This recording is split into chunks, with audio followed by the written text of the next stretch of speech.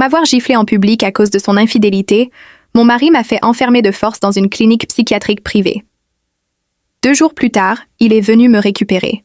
Mais l'infirmière lui a annoncé qu'un convoi de véhicules blindés noirs était arrivé la veille au matin et m'avait emmené. Il s'est figé sur le seuil.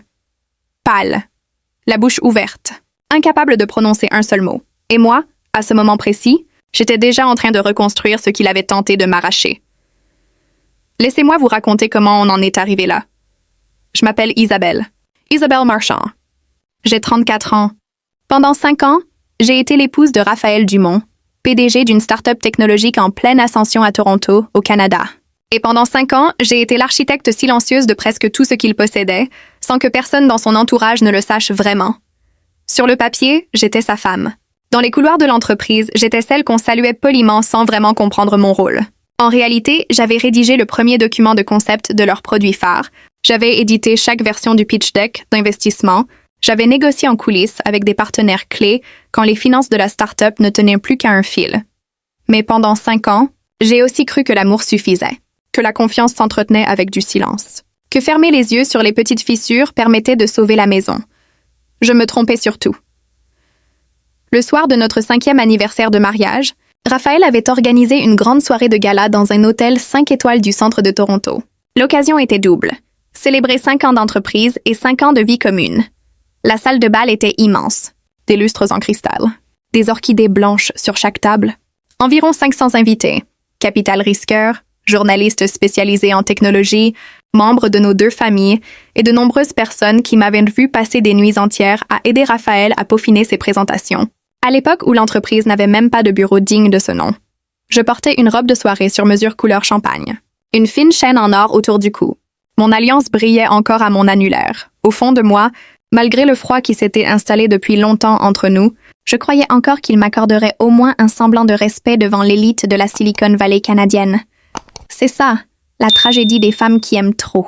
On sait que les fondations craquent, mais on continue de sourire au monde en espérant que la façade tiendra encore un peu. En traversant la salle, longeant les tables fleuries, j'ai aperçu Raphaël près de la scène principale.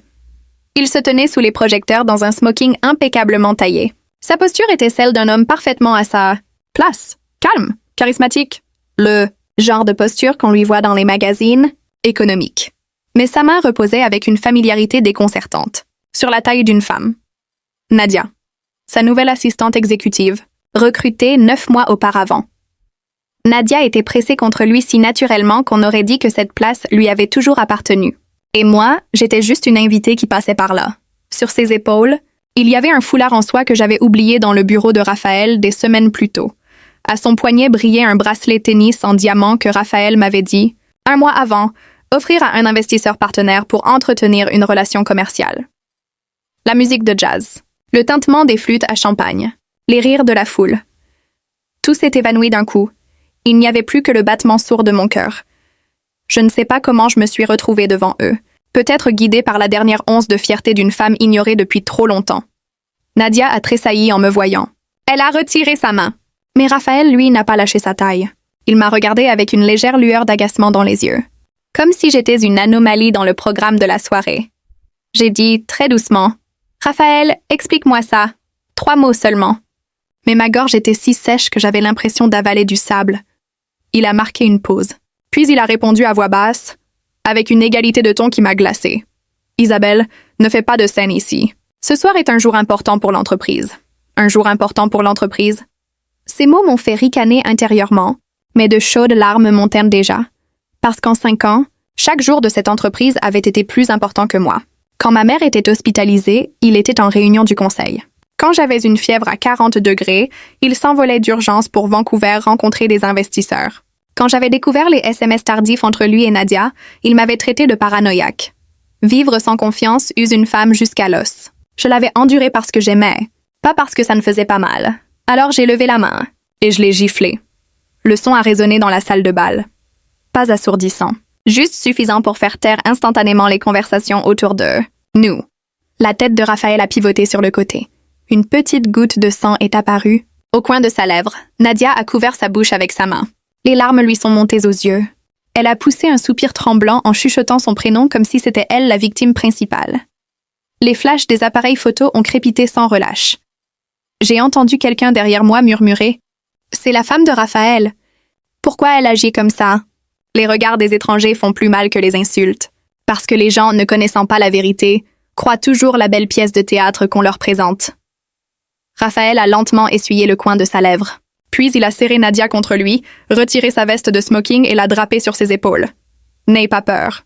Je suis là. » Il m'avait dit exactement cette phrase, la nuit où l'entreprise frôlait la faillite. J'étais assise par terre, mon ordinateur serré contre moi, terrifiée. Il avait posé la main sur ma tête et dit « Isabelle, je suis là. » La phrase n'avait pas changé. Seul l'interlocuteur avait changé. Et le sens était entièrement inversé. J'ai regardé Raphaël droit, dans les yeux en essayant d'empêcher ma voix de trembler. « Tu tiens une autre femme devant 500 personnes et tu me demandes de ne pas faire de scène. Raphaël, personne dans cette salle ne sait mieux que toi ce que j'ai investi dans cette entreprise depuis 5 ans. Tu veux vraiment utiliser la presse pour me ridiculiser? » Sa mâchoire s'est légèrement contractée, puis il a regardé autour de lui, a vu les caméras, vu les regards fixés sur nous, et a soudainement soupiré d'une voix adoucie, calculée pour donner l'impression d'un homme qui tolère patiemment une femme difficile. Il a déclaré à la foule « Je m'excuse auprès de tout le monde. Mon épouse traverse une période de forte pression psychologique. Son état émotionnel est très instable en ce moment. Je l'ai suppliée de consulter quelqu'un, mais elle refuse. Je fais de mon mieux. » D'une seule phrase, il venait de transformer la gifle d'une femme trahie en symptômes psychiatriques. J'ai regardé les visages autour de moi, certains avec de la pitié, d'autres avec une curiosité morbide. D'autres encore sortaient leur téléphone pour filmer. Parfois, la vie vous brise non pas d'un coup de poing, mais d'une étiquette collée sur votre front par des étrangers. J'ai voulu me diriger vers la scène, attraper le microphone, dire la vérité. Mais 2 hommes en costume noir sont sortis de nulle part. L'un m'a barré le passage, l'autre m'a saisi le poignet. J'ai lutté. J'ai crié. « Lâchez-moi! Raphaël, comment oses-tu me faire ça? » Il n'a pas répondu. Il a simplement tapoté l'épaule de Nadia, puis fait un signe de tête à ses gardes du corps. Emmenez-la par la sortie de service. Ne laissez pas les journalistes s'agiter davantage. Ces mots semblaient attentionnés. Mais la poigne des gardes sur mes bras ne promettait rien de doux. J'ai été traînée en arrière. Mon talon s'est accroché au bord du tapis. Ma pochette m'a glissé des mains. Rouge à lèvres, mouchoir et une petite clé USB contenant des fichiers de travail s'éparpillaient sur le marbre. Le garde m'a tiré en avant sans me laisser les ramasser. J'ai essayé de regarder Raphaël une dernière fois. Il se tenait toujours sous le lustre en cristal, un bras autour de Nadia, l'autre ajustant son col. Son alliance brillait faiblement à son annulaire. Il était tragique que la chose la plus brillante ce soir-là ne soit pas notre fidélité conjugale, mais le reflet métallique froid d'une bague qui avait perdu tout son sens. Quand on m'a poussé par les portes latérales, l'odeur des produits aménagés industriels et des restes de cuisine du couloir de service a tout transformé en farce bon marché. La femme qui était entrée par les portes principales finissait jetée avec les ordures. Sur le quai de chargement, une fourgonnette noire m'attendait. Près de la portière ouverte se tenait un homme en blouse médicale portant un badge d'identification d'une clinique psychiatrique privée. C'est là que la terreur est devenue absolue. J'ai résisté. Les gardes tenaient mes bras d'une poigne de fer. Raphaël est sorti lentement. La marque rouge de ma gifle était encore visible sur sa joue, mais son regard était d'un calme terrifiant. J'ai demandé d'une voix brisée. « Tu avais préparé tout ça à l'avance. » Il ne m'a pas répondu. Il ne l'a pas nié non plus. Parfois, le silence est plus cruel que n'importe quelle confession, parce qu'il prouve que tout a été calculé dans les moindres détails. Je suis retournée dans ma chambre avant l'aube. Assis au bord du lit, fixant la caméra au plafond, je me suis mentalement interdit de crier, de casser quoi que ce soit, de leur donner la moindre occasion d'ajouter de nouvelles notes psychiatriques dans mon dossier. Quand une personne est jetée dans la boue, la première chose qu'elle doit faire est de stabiliser sa respiration. Si vous cédez à la panique, le monde dira simplement que vous avez toujours été folle. À l'heure du déjeuner, Céline a apporté un plateau. Soupe fade, légumes vapeur, poisson froid. Ma gorge était serrée, mais je me suis forcée à manger quelques cuillerées. Refuser un repas entraînerait une note. Refus de traitement. Comportement autodestructeur. Après avoir mangé, j'ai demandé un stylo et du papier pour documenter ce qui s'était passé. Céline a hésité, mais a promis de demander à l'administration. Peu après, la télévision dans le couloir commun s'est allumée sur les informations financières. J'ai entendu le nom de Raphaël, le nom de son entreprise, et la voix enthousiaste d'une présentatrice. Suite à un incident privé lors du gala d'anniversaire d'hier soir, le PDG Raphaël Dumont a confirmé que le projet Famille Connectée, une plateforme d'intelligence artificielle révolutionnaire pour aider les jeunes familles à gérer leurs finances et leurs soins de santé, sera lancé comme prévu.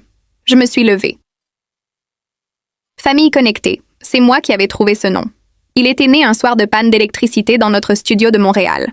Raphaël sirotait des nouilles instantanées bon marché, rêvant d'un produit qui aiderait les familles ordinaires à survivre. J'avais écrit le premier document de concept, édité chaque diapositive du pitch deck, bataillé avec l'équipe d'ingénierie pour conserver les fonctionnalités pour les parents isolés. Mais sur l'écran de télévision, debout à côté de Raphaël lors de la cérémonie d'inauguration, ce n'était pas moi. C'était Nadia, dans un blazer blanc impeccable, posant sa main sur celle de mon mari, comme si elle avait traversé le feu avec lui. Je me suis précipitée vers la fenêtre grillagée de ma porte pour voir la télévision dans le couloir. À l'écran, Raphaël ajustait tendrement le micro de Nadia. Un geste d'affection que je n'avais pas vu diriger vers moi depuis des années. Un journaliste a posé des questions sur l'absence de sa femme après le scandale.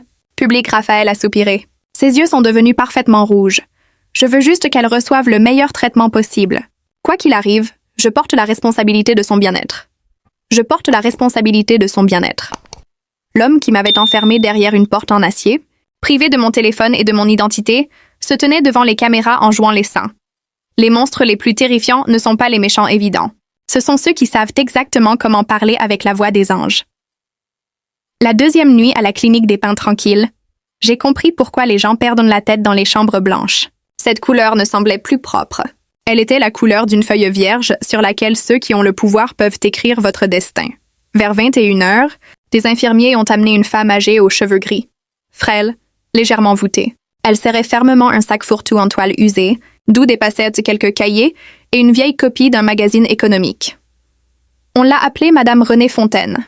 Une infirmière a expliqué que la climatisation de sa chambre était en panne. Elle dormirait ici pour la nuit. Quand le personnel est parti, Madame Fontaine s'est tournée vers moi. « Vous êtes Isabelle, n'est-ce pas ?» J'ai tressailli. Entendre mon vrai nom dans cet endroit, détaché d'un numéro de chambre ou d'un diagnostic, m'a serré la gorge. « Oui, je suis Isabelle. » La vieille dame m'a regardé et a sorti le magazine de son sac. « Je vous ai vu aux informations aujourd'hui. Ils ont dit que vous étiez instable, mais vos yeux ne ressemblent pas à ceux d'une femme instable. Une personne injustement accusée regarde toujours la porte, pas le mur. » Ces mots ont fait couler des larmes sur mes joues. Depuis mon enlèvement, tout le monde m'avait parlé d'un ton clinique et condescendant. Calmez-vous. Coopérez. Ne résistez pas. Personne n'avait simplement demandé ce qui s'était réellement passé. Madame Fontaine a posé le magazine sur le bord de mon lit. Sur la couverture, un homme en costume sombre élégant se tenait devant un campus technologique. Le titre vantait le succès de son nouveau fonds de capital risque. J'ai regardé la photo et je me suis figée. Le nom sur la couverture est tombé dans les profondeurs de ma mémoire comme une lourde pierre. Sébastien. Je ne l'avais pas vu depuis 11 ans. Dans ma mémoire, Sébastien n'était pas cet homme imposant au regard froid et à la montre hors de prix. À l'époque, il n'était qu'un étudiant en ingénierie fauché à l'Université de Montréal. Grand et maigre, toujours dans un sweatshirt délavé, un sac à dos effiloché et des baskets usées. Nous nous étions rencontrés pour la première fois à la cafétéria du campus. Il était resté longtemps à la caisse, comptant des pièces dans sa paume, puis s'était retourné silencieusement pour partir sans manger. Je venais d'être payée pour un travail de tutorat. Voir que tout son dîner allait se résumer à un morceau de pain rassis m'avait serré la poitrine. Les jeunes qui manquent d'argent ne craignent pas autant la faim qu'ils craignent d'être vus dans leur pauvreté. J'avais glissé ma carte de repas, prépayée sur la table vers lui et j'avais menti maladroitement. J'ai accidentellement rechargé beaucoup trop de crédits dessus ce semestre. Je ne les utiliserai jamais tous. Prenez-la. Vous pourrez réparer mon ordinateur plus tard. On sera quitte. Sébastien m'avait regardé avec un mélange de méfiance et de honte. Il n'avait pas pris la carte immédiatement. Vous me plaignez? Non, c'est un investissement providentiel. Quand vous serez un ingénieur logiciel célèbre, je profiterai de vos contacts. Ces mots avaient fait contracter les coins de sa bouche en un fantôme de sourire. Il avait pris la carte et l'avait rangée soigneusement dans son carnet. À partir de ce jour, chaque matin, une tasse de café filtre avec du sucre apparaissait sur mon bureau. Parfois un bagel show. Parfois un post-it me disant de ne pas étudier trop tard. Un jour, le gérant de la cafétéria avait remarqué les quantités massives débitées sur ma carte et avait soupçonné un vol. J'avais été convoquée au bureau disciplinaire. Avant même que je puisse m'expliquer, Sébastien s'était avancé et avait pris le blâme. Il avait dit au doyen qu'il avait trouvé la carte égarée et l'avait utilisée parce qu'il mourait de faim. Quand j'avais exigé de savoir pourquoi il avait menti pour moi, il avait fixé ses lacets et avait répondu très doucement « Si le doyen apprenait que vous me l'aviez donné, Il dirait que vous m'avez pris en pitié et que je vous utilisais. Je suis fauchée, Isabelle, mais je ne voulais pas traîner votre réputation dans les ragots du campus. Un garçon si démuni qu'il rationnait son pain avait tout fait pour protéger ma dignité. Et maintenant, le mari avec qui j'étais à l'hôtel avait vendu ma santé mentale pour un coup de communication. Madame Fontaine a passé un doigt sur la photo de Sébastien. Cet homme est très puissant maintenant. Les infirmières regardent les chaînes économiques. Elles disent que sa firme rachète des entreprises entières. Le connaissez-vous vraiment? J'ai regardé le visage sur la couverture, si distant mais si familier. Le regard était plus profond, plus froid. Mais quelque part, il y avait toujours le gamin qui demandait maladroitement « Vous voulez du sucre dans votre café ?» Il ne se souvient probablement plus de moi, Madame Fontaine. Il est au sommet du monde. Et moi, je suis ici. Ma voix était empreinte d'une tristesse pure. Quand on touche le fond absolu, le souvenir de la gentillesse d'un étranger fait plus mal que la cruauté. Parce qu'il vous rappelle que vous avez déjà été traité comme un être humain. Madame Fontaine est restée silencieuse longtemps. Puis, alors que la caméra au plafond pivotait légèrement, elle a commencé à tousser violemment, se pliant en deux comme si elle suffoquait. Je me suis instinctivement précipitée à ses côtés, lui tapotant le dos. À ce moment précis, sa main ridée a glissé discrètement sous sa couverture et a pressé un petit objet froid dans ma paume. Un vieux téléphone à clapet Nokia. Madame Fontaine a serré mon poignet, continuant de simuler sa quinte de toux, et a chuchoté si faiblement que j'ai failli ne pas l'entendre. Céline me l'a glissé il y a 1 heure. Elle a dit que votre ami de l'extérieur avait trouvé un moyen de vous joindre. N'ouvrez pas le téléphone ici. Allez aux toilettes. Vous avez un message. La serrure magnétique a bipé. Céline est entrée. Elle a regardé Madame Fontaine, puis moi. Un éclair de tension dans les yeux. J'ai instantanément caché ma main sous l'oreiller. Céline a posé un verre d'eau fraîche sur la table de nuit et a dit avec une neutralité parfaite « Ce soir, la caméra de cette chambre capte mal l'entrée de la salle de bain. Maintenance n'est pas disponible avant demain. Bonne nuit. » Son avertissement codé a fait battre mon cœur à tout rompre. Dès que la porte s'est refermée, j'ai attendu 20 minutes que le couloir soit complètement silencieux. Puis je me suis levée avec précaution et j'ai marché lentement vers la salle de bain. La lumière fluorescente clignotait. Des gouttes d'eau brillaient dans l'évier. Le miroir reflétait un visage pâle aux yeux injectés de sang. Des yeux qui ne contenaient plus un désespoir absolu. J'ai verrouillé la porte, me suis accroupie dans l'angle que Céline avait laissé entendre et j'ai allumé le téléphone. L'écran s'est éclairé. Une icône d'enveloppe. Un message d'un numéro inconnu. Juste quelques mots. N'aie pas peur. Je serai là demain matin. J'ai lu ces mots encore et encore, jusqu'à ce que les larmes brouillent ma vision. Pas de grandes promesses. Pas de discours héroïque. Juste 5 mots qui ont fait fondre la glace courant le long de ma colonne vertébrale. Dans cette petite salle de bain sentant l'eau de Javel, j'ai pressé le téléphone contre ma poitrine comme une allumette allumée dans un ouragan. Puis le téléphone a vibré. J'ai failli le lâcher. J'ai pressé l'appareil contre moi pour étouffer le son. Un appel entrant. J'ai hésité une fraction de seconde. Puis j'ai répondu. À l'autre bout, le bruit du vent. Le vrombissement d'un moteur puissant. Et une voix masculine, plus profonde et plus posée que dans mes souvenirs. Isabelle. Un seul mot. Mais j'ai su immédiatement. C'était Sébastien. Il y a des gens qu'on croit perdus dans le temps. Mais au moment où ils parlent, les années s'effacent, exposant la chaleur du passé. Ma gorge s'est serrée. J'ai à peine réussi à articuler son prénom. Il a marqué une pause. Puis il a parlé d'un ton mesuré et autoritaire. Écoute-moi attentivement. Ne signe aucun document. Ne prends aucun médicament à moins qu'on t'y force physiquement. Ne discute pas avec les médecins. Ne frappe pas aux portes. Plus tu paraîtras calme, plus il leur sera difficile de consolider leur scénario. J'ai mis ma main sur ma bouche pour étouffer un sanglot. Il n'a pas demandé comment j'allais. Il n'a pas offert de pitié vide. Il a décrit les étapes tactiques pour ma survie. Et ce sang-froid impitoyable était exactement ce dont j'avais besoin. L'homme qui avait autrefois eu honte devant une caisse enregistreuse comprenait que pour l'instant, je n'avais pas besoin de réconfort. J'avais besoin d'une stratégie de sortie. Comment tu as su que j'étais ici? Un froissement de papier de son côté, puis sa voix. J'étais au gala, assis à l'arrière de la salle de bal. J'ai vu la sécurité de Raphaël te traîner vers l'ascenseur de service. J'ai fait suivre la fourgonnette par mon équipe privée. Raphaël t'a mise en détention provisoire psychiatrique à l'aide d'une déclaration sous serment falsifiée, signée par ce Morel. Je viens de mettre la main sur les registres d'admission et les images de surveillance extérieure. Mon équipe juridique démantèle la société de sécurité qui t'a transporté. Je serai là demain matin. J'entendre les noms de Raphaël et de Morel prononcés de façon aussi clinique à resserrer mes doigts sur le téléphone. Ce n'était pas une réaction spontanée à une gifle. C'était une cage préméditée. Il veut voler mes parts sociales? Sébastien n'a pas répondu immédiatement. Son silence a confirmé que ma question avait fait mouche. Cache le téléphone là où Madame Fontaine t'a indiqué. Demain matin, quand tu entendras les moteurs, sors dans le hall principal. Je m'occupe du reste. La ligne a coupé. J'ai soulevé avec précaution le couvercle du réservoir de la chasse d'eau. À l'intérieur, dans un coin sec, un petit sachet Ziploc vide attendait, collé à la porcelaine. Céline avait tout préparé. J'ai scellé le téléphone à l'intérieur, me suis aspergé le visage d'eau froide et suis retournée au lit. Madame Fontaine était allongée, les yeux fermés. Mais quand je suis passée, sa main a légèrement bougé sous les couvertures. Je savais qu'elle demandait si tout allait bien. J'ai silencieusement touché le bord de sa couverture en guise de gratitude. Dans la vie, il y a des dettes dont on ne parle jamais. Un vieux téléphone à clapet, un angle mort de caméra, un chuchotement discret. Parfois, c'est tout ce qu'il faut pour ramener quelqu'un du bord de l'abîme. Pendant que je gisais dans cet engourdissement en attendant l'aube, Raphaël n'avait probablement pas fermé l'œil. Des semaines plus tard, en consultant les documents de découverte juridique que Sébastien m'a remis, j'ai appris que cette nuit-là même, Raphaël était assis jusqu'à l'aube dans la salle de conseil vitrée de son quartier général torontois. Un café froid sur la table en chêne. Des brouillons d'accords de restructuration d'actionnariat.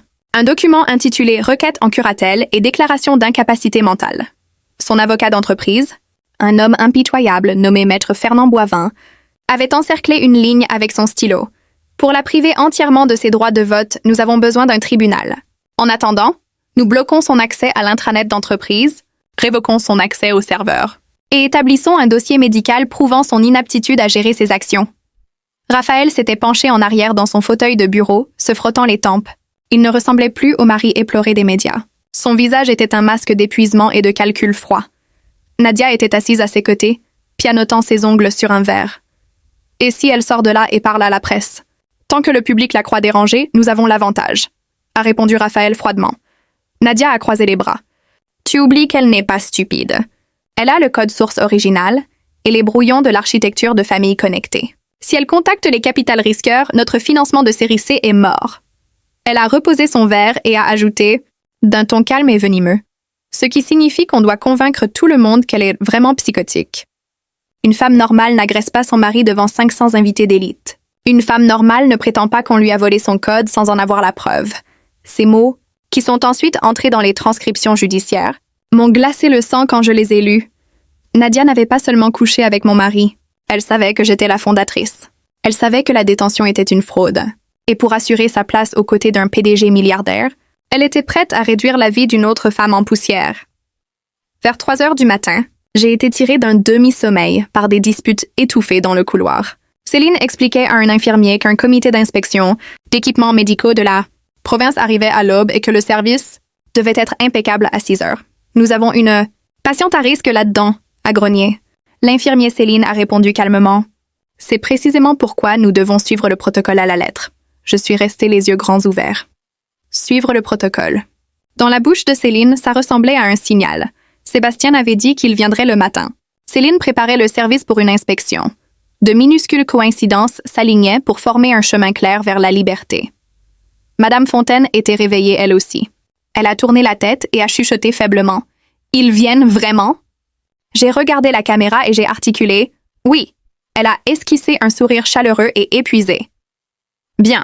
Quand vous sortirez d'ici, souvenez-vous de ceci. Ne vous concentrez pas uniquement sur la vengeance. D'abord, reprenez pied. Seuls ceux qui survivent peuvent exiger justice. » Mon cœur s'est serré. Une parfaite étrangère me disait les choses que ma propre famille aurait dû me dire. La vie est si étrange. Les personnes les plus proches vous poussent d'une falaise. Et un étranger tend la main pour vous rattraper. Vers 5 heures du matin, le ciel gris à travers la fenêtre translucide a commencé à s'éclaircir. Céline est venue vérifier mes signes vitaux.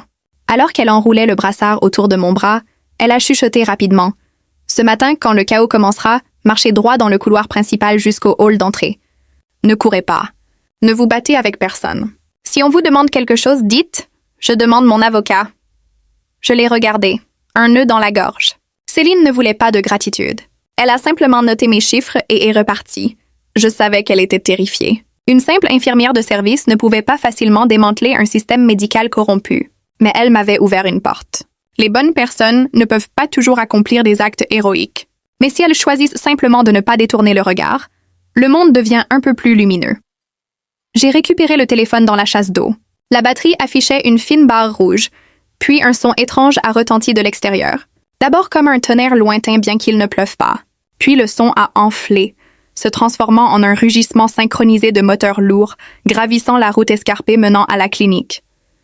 Je me suis précipitée vers la fenêtre. À travers le verre translucide et les barreaux, j'ai vu un convoi de phares aveuglants fendre le brouillard côtier du matin comme des flèches de feu. La panique a éclaté dans le service. Quelqu'un a crié. De lourdes portes ont claqué. Les infirmiers couraient.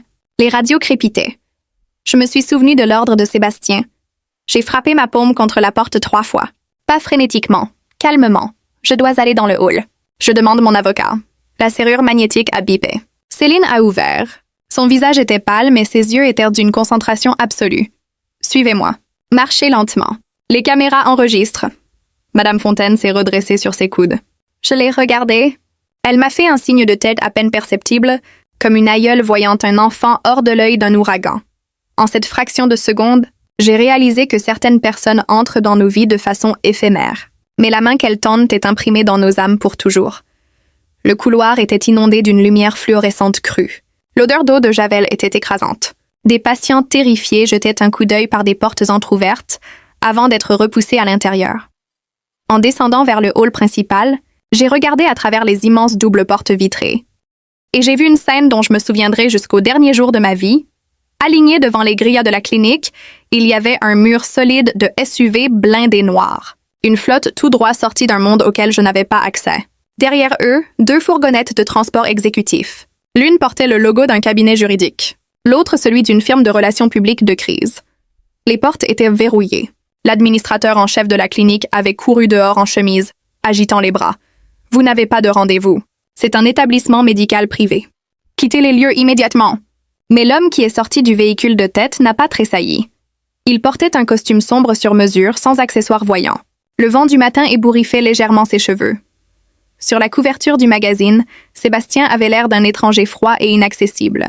Mais quand il a levé les yeux vers le hall vitré, il était à nouveau cet étudiant fauché de l'Université de Montréal, me regardant avec une fierté féroce et de la gratitude. La seule différence était que maintenant, il se tenait soutenu par une petite armée dégageant une autorité absolument glaçante, suffisante pour faire transpirer les hommes qui cachaient leurs crimes derrière des portes verrouillées. L'avocat marchant à ses côtés, un homme nommé Harrison a ouvert sa mallette en cuir devant le portail. Sa voix n'était pas un cri, mais à travers la vitre, j'ai entendu chaque syllabe.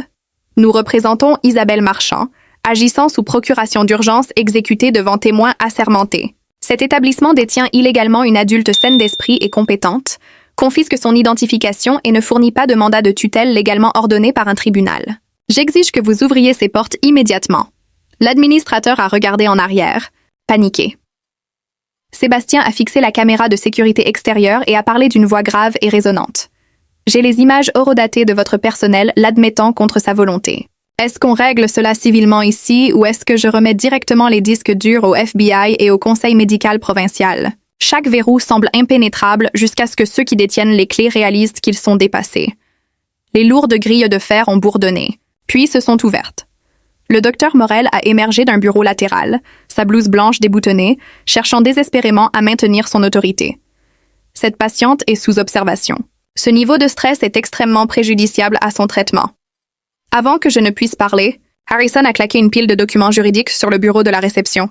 Si vous la retenez comme patiente, produisez les critères d'évaluation signés répondant au seuil légal de danger imminent. Produisez l'ordonnance du tribunal pour une détention involontaire au-delà de l'observation d'urgence. Si vous ne le pouvez pas, Isabelle sort de ses portes à l'instant même. Le docteur Morel est resté silencieux. 7 secondes de pause a suffi pour que tout le monde dans la pièce sache qu'il n'avait absolument rien. Je me tenais à quelques mètres de Sébastien dans un vêtement d'hôpital trop grand. Cheveux emmêlés, lèvres gercées, hématomes violets autour des poignets. Autrefois, j'aurais été morte de honte qu'il me voie ainsi, mais il n'y avait aucune pitié dans ses yeux. Il m'a simplement examiné attentivement pour s'assurer que je tenais sur mes 2 jambes. Puis il a demandé « Voulez-vous quitter cet endroit ?» La question était si étrangement simple qu'elle m'a noué la gorge. Pendant 2 jours, d'autres personnes avaient tout décidé pour moi. Pouvais-je passer un appel? Pouvais-je porter mon alliance? Il était le seul à me demander « Que veux-tu » J'ai hoché la tête. Harrison a immédiatement exigé que le personnel produise un formulaire de traçabilité pour mes effets personnels, documente mon état physique avec les hématomes et liste les noms de tout le personnel de service. Le docteur Morel a essayé d'objecter, mais j'ai levé le menton et je l'ai regardé droit dans les yeux. J'exige qu'il soit consigné dans mon dossier, que ma présence ici n'a jamais été volontaire. L'accès à un conseil juridique m'a été refusé à plusieurs reprises. Je ne consentirai à aucune évaluation psychiatrique sans la présence d'un expert médical indépendant. Le visage du médecin s'est vidé de toute couleur. Une infirmière a apporté un sac en plastique transparent scellé. À l'intérieur, mon permis de conduire, mon portefeuille, mon iPhone éteint, mes épingles à cheveux et mon alliance. J'ai baissé les yeux sur l'empreinte pâle à mon annulaire. Puis j'ai laissé la bague dans le sac en plastique. Je n'allais pas la remettre. Céline, debout près du bureau, a glissé discrètement un morceau de papier vers moi. Dessus, son numéro de portable et ses horaires de travail. Et 3 mots. Je témoignerai. Juré, j'ai saisi la note. Ma poitrine se serrant d'une émotion accablante. Avant de sortir, j'ai retiré le bracelet d'identification en plastique de mon poignet et je l'ai jeté sur le bureau de la réception à côté des papiers de libération signés. Pas d'hystérie. Pas de cri. Juste le claquement sec du plastique sur le bois. Mais pour moi, c'était le son de la première serrure qui se brisait sur ma cage. Sébastien a retiré sa veste de costume et l'a drapée sur mes épaules. La laine sentait le parfum cher, la chaleur et la brise matinale. J'aurais voulu m'effondrer et sangloter jusqu'à ce que mes poumons lâchent. Mais j'ai simplement resserré les revers autour de moi et j'ai franchi les portes vitrées coulissantes. Le brouillard matinal était encore épais. Les SUV noirs étaient alignés, moteur ronronnant. Sébastien m'a ouvert la portière. Avant que je ne monte, il a placé une épaisse enveloppe Kraft dans mes mains. Ce n'est que le début. Image de surveillance. Relevé de virements bancaires de sociétés écrans de Raphaël vers les comptes offshore du docteur Morel. Journaux de Raphaël rencontrant l'administration de cette clinique quelques jours avant le gala. Ce n'est pas encore suffisant pour une peine fédérale. Mais c'est plus que suffisant pour s'assurer que personne ne vous traitera jamais plus de folle. J'ai pressé l'enveloppe contre ma poitrine. Pour la première fois en 48 heures, je tenais un morceau de la vérité dans mes mains. Le convoi a quitté les grilles. En regardant en arrière ce bâtiment blanc niché dans les collines boisées de la banlieue torontoise, je laissais derrière moi l'endroit conçu pour effacer ma voix. 2 jours, ce n'est rien dans le cours d'une vie. Mais ça m'a suffi pour apprendre que si une femme ne protège pas son propre nom, il y aura toujours un homme prêt à l'écrire sur un dossier psychiatrique falsifié. Vers midi, la voiture de Raphaël a freiné en grinçant devant la clinique. Il a sauté dehors, pâle d'une fureur et d'une panique absolue. Il avait dormi toute la matinée, téléphone en mode silencieux, pour se réveiller avec des dizaines d'appels manqués du docteur Morel. Il s'est précipité dans le hall en criant « Où est ma femme ?» La réceptionniste l'a regardé, le visage grimaçant. Raphaël a durci le ton. « Faites venir le docteur Morel immédiatement. » La jeune femme a dégluti difficilement. « Vous êtes trop tard. » Une équipe juridique avec sécurité privée est venue ce matin et l'a emmené. Pendant que Raphaël perdait la tête, j'étais assise dans un établissement médical indépendant du centre de Toronto.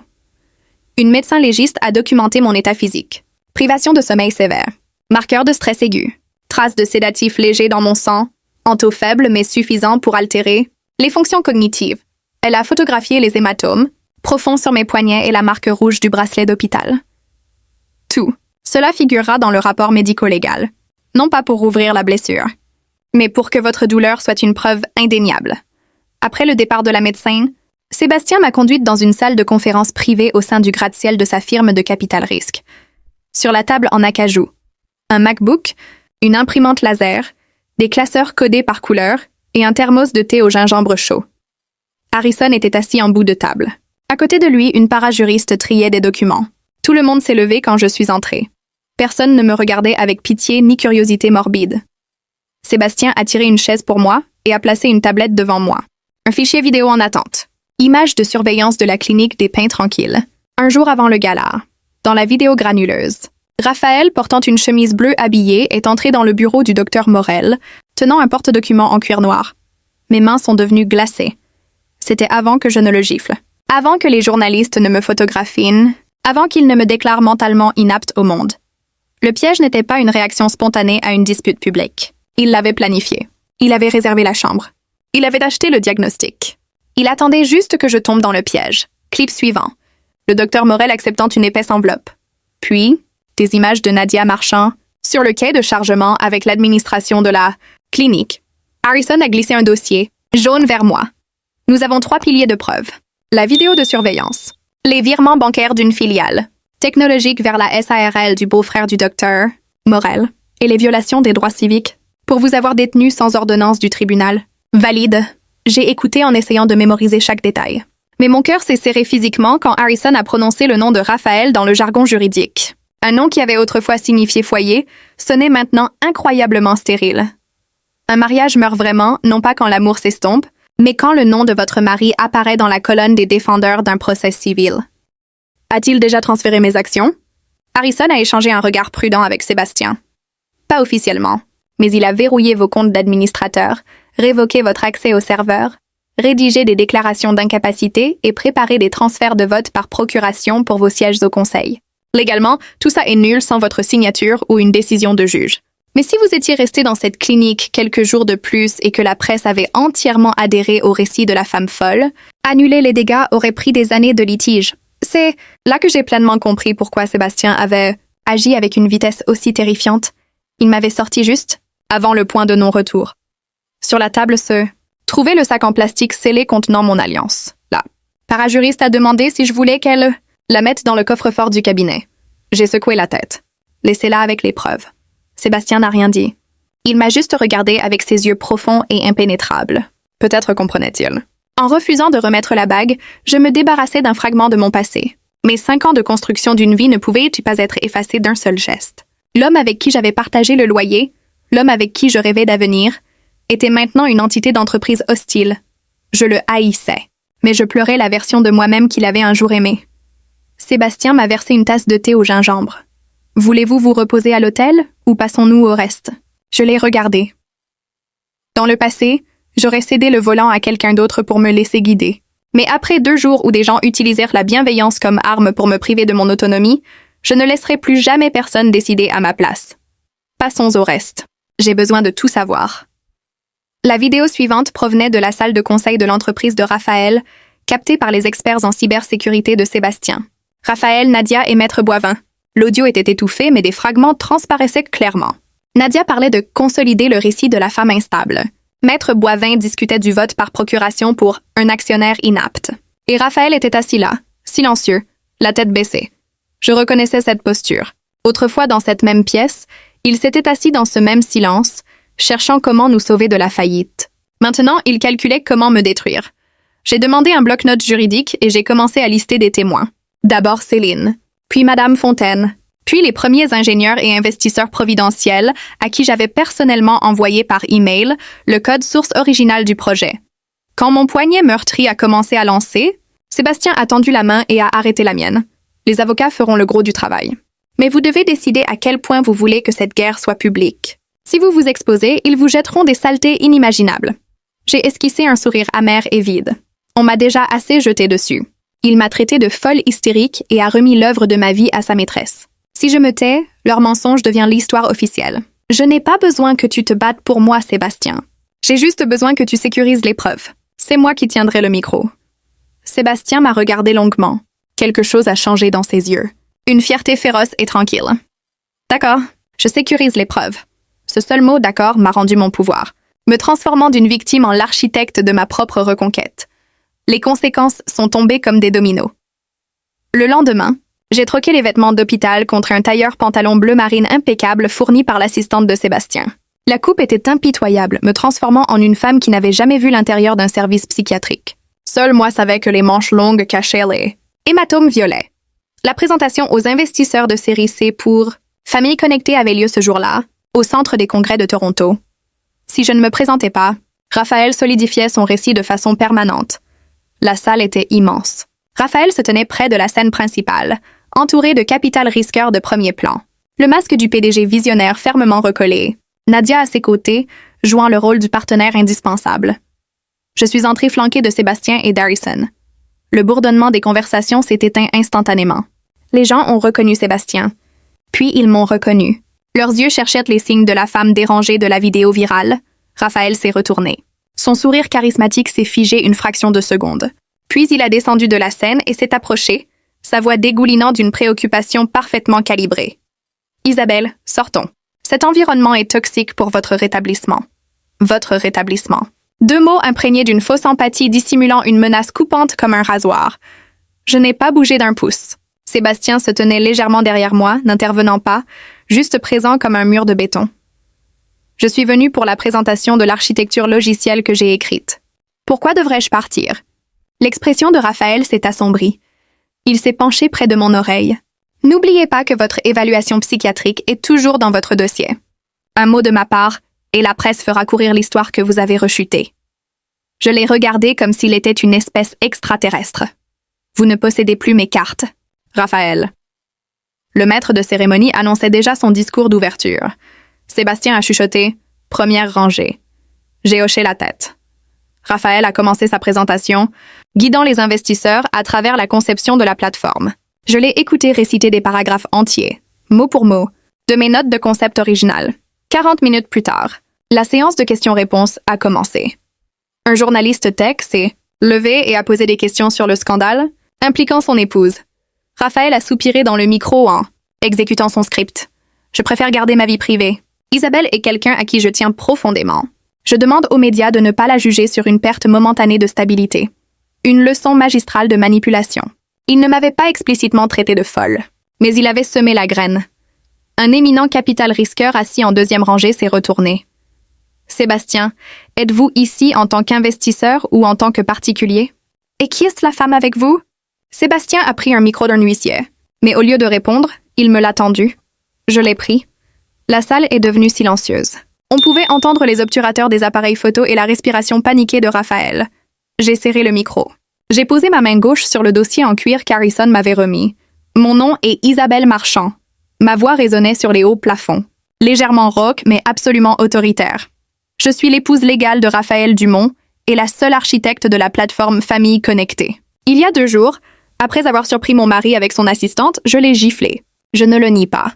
Ce que je nie fermement, c'est qu'il a utilisé cette gifle comme prétexte pour me faire enlever, droguer et enfermer involontairement dans un établissement psychiatrique afin de voler mes parts sociales. La salle a allaité. Raphaël est devenu blanc comme un linge. Nadia a serré les accoudoirs de son fauteuil si fort que ses phalanges ont blanchi. Je n'ai pas regardé dans leur direction. J'ai regardé directement les objectifs des caméras. Il vous assure que je ne suis pas saine d'esprit. Alors peut-être pourra-t-il expliquer ceci. J'ai sorti mon téléphone. Je l'ai branché sur le câble auxiliaire que Harrison avait connecté au système sonore de la salle, et j'ai appuyé sur lecture. La voix de Raphaël a retenti dans les haut-parleurs du Centre des congrès de Toronto. Laissons-la là-dedans quelques jours de plus.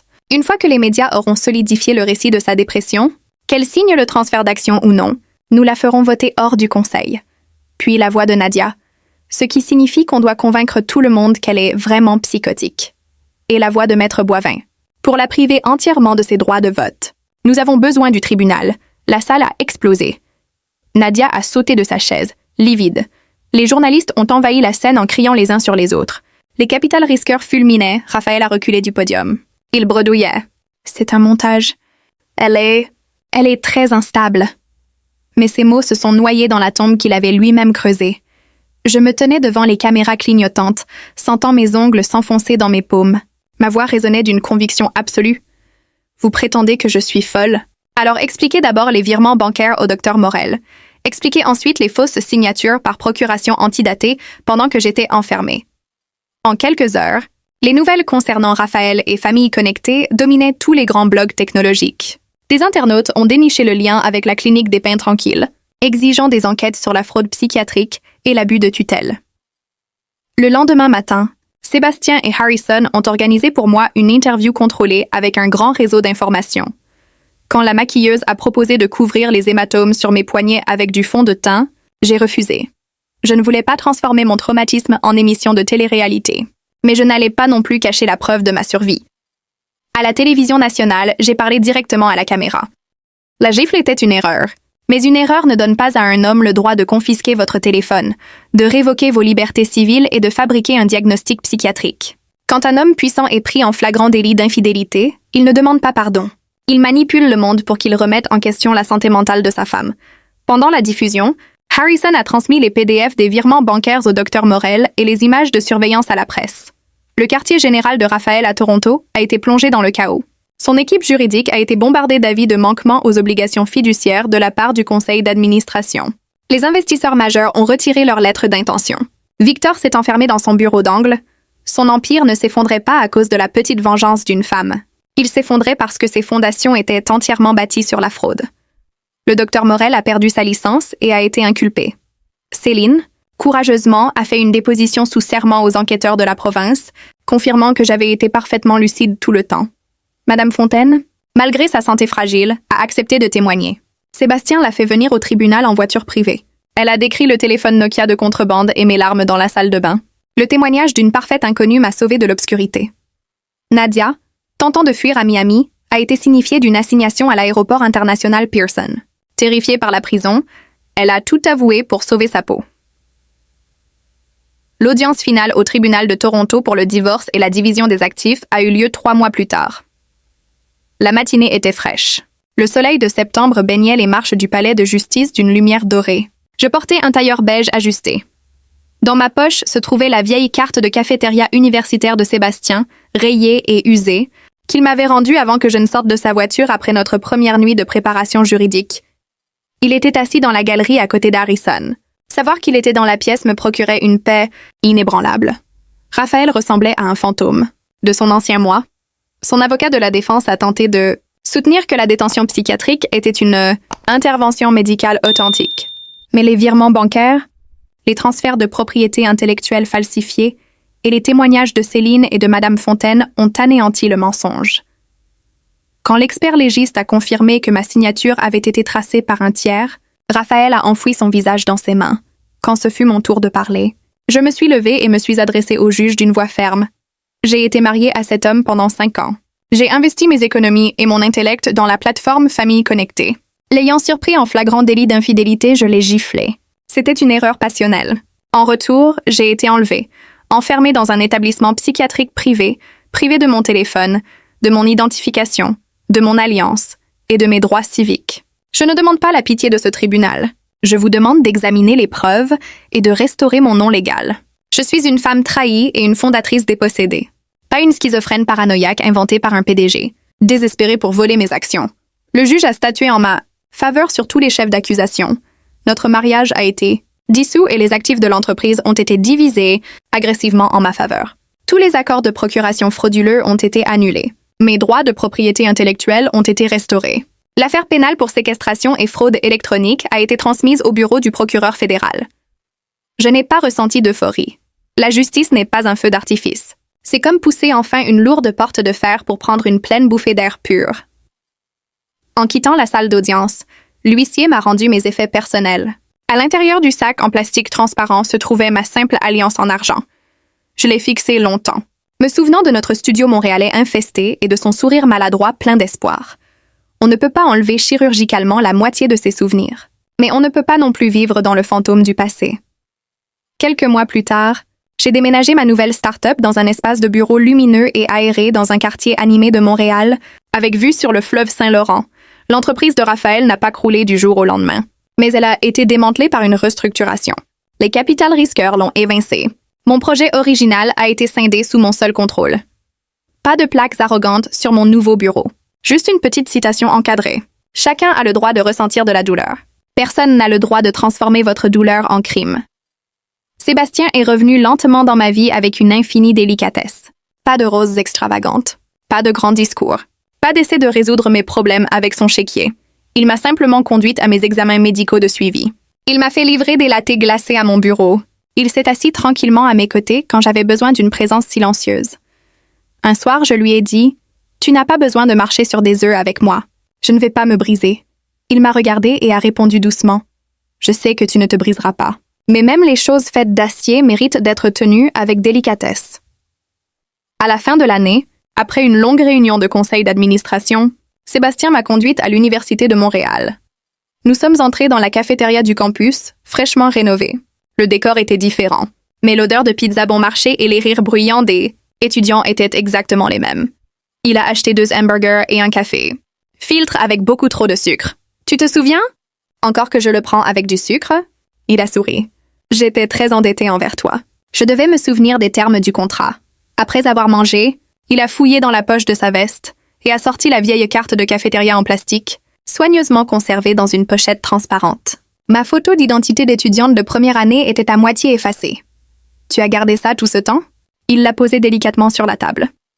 Quand j'étais au plus bas, je me suis promis que lorsque j'y arriverai enfin, je ne te rembourserai pas seulement l'argent. Je voulais te rendre le sentiment que tu m'avais donné ce jour-là. Le sentiment d'être digne de respect, même à son pire. Le soleil de fin d'après-midi inondait les fenêtres de la cafétéria, projetant une lueur dorée sur les vieilles chaises du campus. J'ai alors réalisé que tout le passé n'était pas destiné à vous entraîner vers le bas. Certains souvenirs servent d'encre, vous rappelant que la bonté existe toujours dans le monde, même quand tout semble s'effondrer. J'ai tendu la main vers la carte. Sébastien a doucement glissé sa paume sur la table vers moi. À l'époque, tu m'as donné un repas. Maintenant, donne-moi la chance de me tenir à tes côtés. Puis-je? Je n'ai pas répondu immédiatement. J'ai regardé la carte en plastique abîmée, le café chaud, et l'homme qui avait traversé un océan de temps et de pouvoir pour être là exactement quand j'avais besoin de lui. L'amour après la trahison exige un long et terrifiant saut de foi. Mais je savais que cet homme n'essaierait jamais de me voler ma voix. Il se tiendrait simplement à mes côtés pendant que je l'utiliserais. J'ai souri. J'ai glissé la carte de cafétéria dans mon sac. Et j'ai fait un petit signe de tête.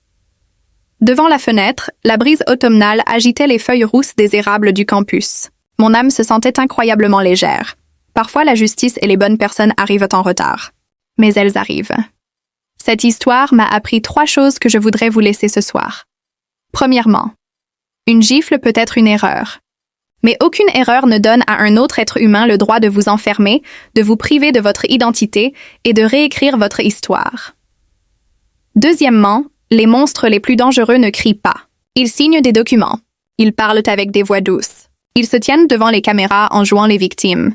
Apprenez à reconnaître le calme calculé pour ce qu'il est vraiment.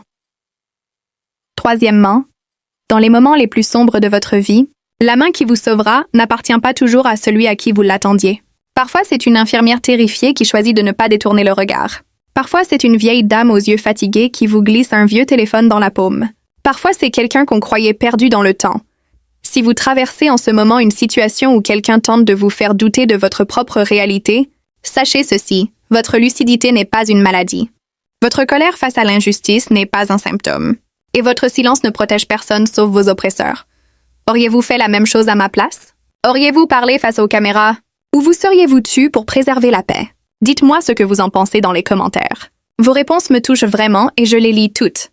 Et si cette histoire vous a parlé, partagez-la autour de vous. Il y a peut-être quelqu'un dans votre entourage qui a besoin de l'entendre ce soir. Merci d'avoir été là jusqu'au bout. Prenez soin de vous. Cette histoire est une œuvre de fiction narrative créée à des fins éducatives et de divertissement. Toute ressemblance avec des personnes réelles ou des événements réels est purement fortuite.